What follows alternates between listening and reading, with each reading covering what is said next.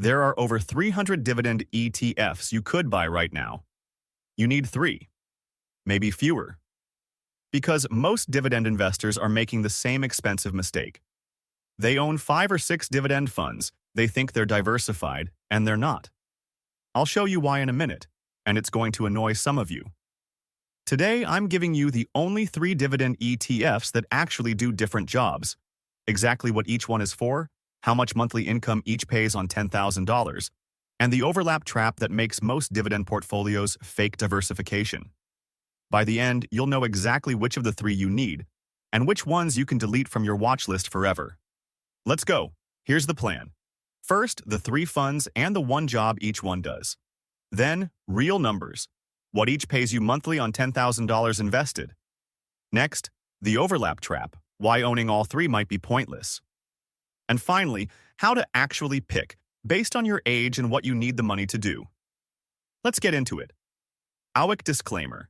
This is educational analysis using published data, not financial advice. I'm not a licensed financial advisor. Yields and holdings change constantly. Always verify current numbers yourself and consult a qualified professional before investing. Every good dividend portfolio answers 3 questions. How much income do I get now? How fast does that income grow? And how spread out is my risk? Each of these funds answers one of them better than the others. Fund 1, SCHD, the Schwab U.S. Dividend Equity ETF. Its job is income now. It yields roughly 3.1 to 3.3% depending on which measure you look at, the highest of the 3 by a wide margin.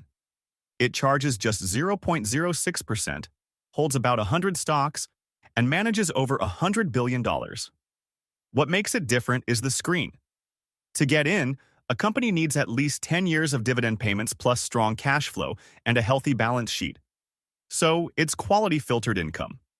Its dividend has grown around 10.6% annually over the past decade, which is excellent. The trade-off is concentration and a value tilt, only about 9% in technology. Fund 2, DGRO, the iShares Core. Dividend Growth ETF. Its job is income growth. It yields much less, roughly 1.7 to 2%, so you're paid less today. But it holds about 390 companies specifically chosen for a record of raising their payouts, and it leans more toward growth and technology than SCHD does. And here's the payoff. DGRO delivered roughly 13% annualized returns over the past 10 years, edging out SCHD on total return. It charges 0.08%. You accept less income today in exchange for faster growth over time.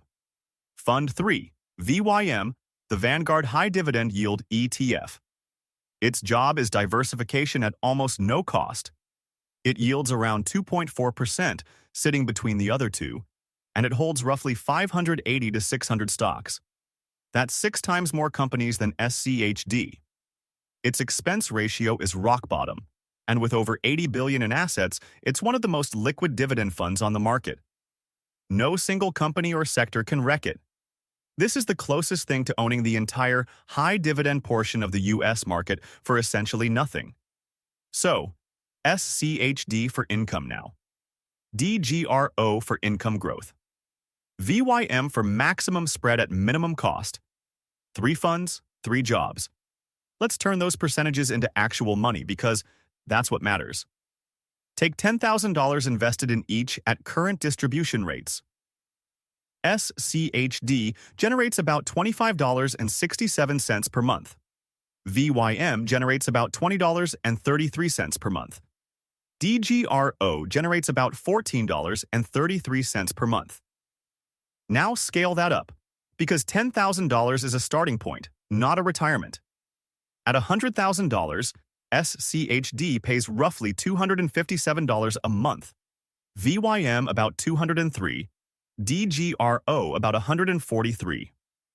At $500,000, SCHD is around $1,280 a month, VYM around $1,000, DGRO around $715. So if income today is your priority, the gap is real. SCHD pays nearly 80% more monthly income than DGRO on the same money.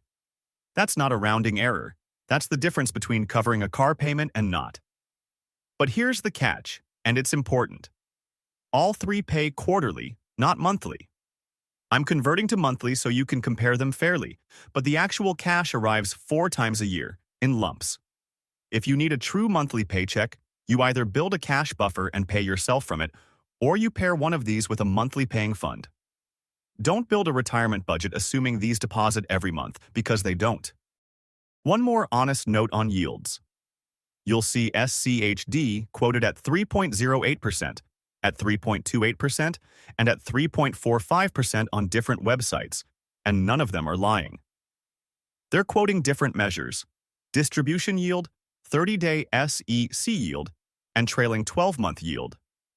So when you compare funds, make sure you're comparing the same measure on both, or you'll reach a wrong conclusion. Now here's the part that's going to annoy some of you, and it's the most valuable thing in this video. A lot of people here own multiple dividend ETFs for diversification, so they buy SCHD and VYM and DGRO, and maybe 2 more. They feel diversified. They are not. Look at the top 10 holdings of all 3 funds.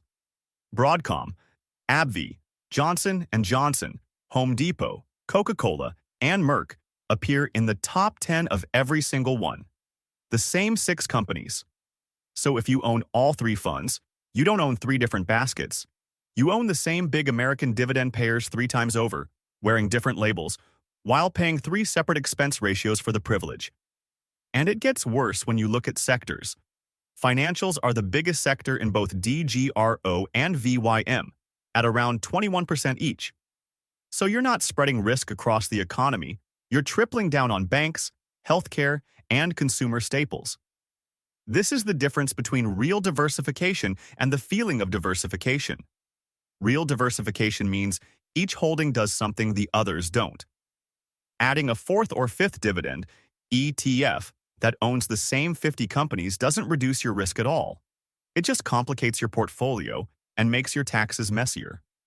So before you add any dividend fund to your portfolio, do this one check.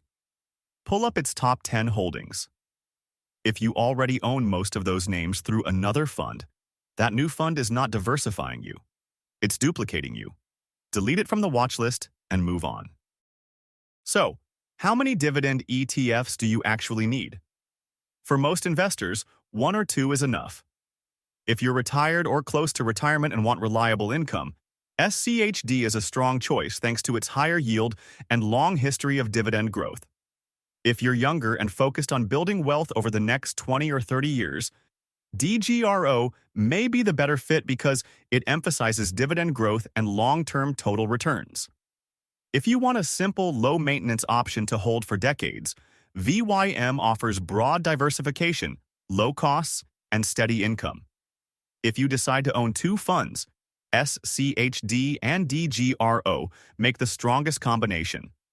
SCHD provides higher current income, while DGRO focuses on future dividend growth and capital appreciation. Avoid adding too many similar dividend ETFs, as they often hold many of the same companies. A simple portfolio with 1 or 2 well-chosen funds is usually more effective than owning several overlapping funds. Here's the lesson that's worth more than choosing the perfect fund. Simplicity often beats complexity. Many investors believe owning several dividend ETFs makes their portfolio safer, but if those funds hold many of the same companies, they're adding overlap instead of diversification. More funds can mean more tracking, more rebalancing, and more confusion without improving results. A simple portfolio of 1 or 2 carefully chosen funds is often easier to manage and more effective over the long run. Just as importantly, the best fund depends on your goal, not last year's performance. SCHD, DGRO, and VYM are all excellent, but each serves a different purpose: higher current income, faster dividend growth, or broad diversification. Before investing, ask yourself what you want your money to accomplish. Once you know the job, choose the fund designed for it and stick with your plan. Long-term success comes from consistency, not from collecting more funds than you actually need. To sum it up, each fund has a different purpose, SCHD is built for higher current income. DGRO focuses on long-term dividend growth and total returns, while VYM offers broad diversification with very low costs. All three pay dividends quarterly, and they share many of the same top holdings. That means owning all three doesn't necessarily increase diversification. It often creates overlap. For most investors, one or two carefully chosen dividend ETFs are enough. Which one do you own? SCHD, DGRO, or VYM? Let me know in the comments and tell me how many dividend ETFs are in your portfolio. Subscribe for more no-nonsense dividend breakdowns, where I follow the numbers wherever they lead. Thanks for watching, and I'll see you in the next one.